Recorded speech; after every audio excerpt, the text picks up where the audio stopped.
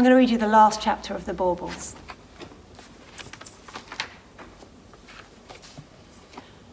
Branch after branch rushed past him as he fell from the top of the tree. Ted tried to grab the needles, tinsel, anything, but he was spinning too fast and he couldn't get a grip. The air whistled past his ears and he shut his eyes tight. He didn't want to see the ground dashing towards him, ready to smash him to pieces. Then, from somewhere deep inside, he heard a voice. Maybe it was Monty, maybe it wasn't. He couldn't tell, but it was there all the same, loud and clear. Ted, the parachute! In an instant, he had grabbed the parachute from his pocket and was unwinding the string.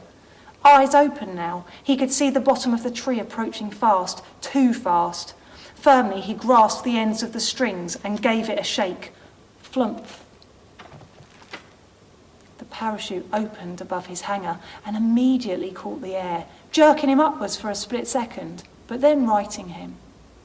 Gently now, he floated down, slow as a snowflake, past the bottom branches of the tree and landed, flomp, on something soft, with the parachute settling on top of him. Breathlessly, he scrambled to pull the parachute from over his eyes, only to be met by the blank stare of the wooden donkey. Gah! Ted cried out. You! What are you doing here? And where exactly is here? He looked around. He seemed to have landed in yellowy stuff, a bit like coarse tinsel that smelled a bit like tree but drier. It was spread in the open doorway of a small wooden building, which was just a little bigger than the terrifying hand he had seen. The donkey wasn't the only animal nearby. He could also see a tall kind of animal he hadn't seen before, with a hump on its back and an aloof look in its eye, and over there were Jake's sheep too. Sheep need shepherds, thought Ted, and glancing up he spotted them, along with the 3 richly dressed men from Monty's part of the tree. And there, in between them and a little in front, were Mary and Joseph. They were all facing inwards, and he could now see that their faces, that he had previously thought were just staring into space, were actually carefully carved to be looking at something. And that something was just in front of them.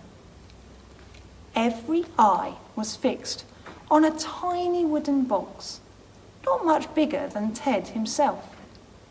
Whatever could be so important for them all to be so entranced by it? Ted quickly and quietly rolled over the threshold of the wooden shed and joined the shepherds where they sat. Carefully, he leaned forwards and peered inside the wooden box, the feeding trough. And there he was, the baby. That special baby, the king over everything. And suddenly, like the switching on of the Christmas tree lights, like the stars coming into focus through the skylight, Ted knew.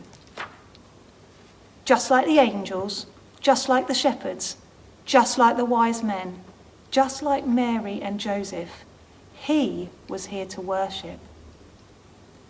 That was the why of Christmas.